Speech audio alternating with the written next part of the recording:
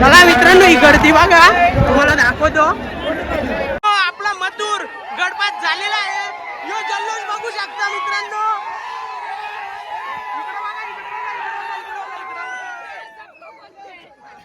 बघला आपला वाघ कमबॅक झालेला. सगळ्यांना किती खुशी झालेली आहे बघा मित्रांनो. आपला मथुर बिंजोडचा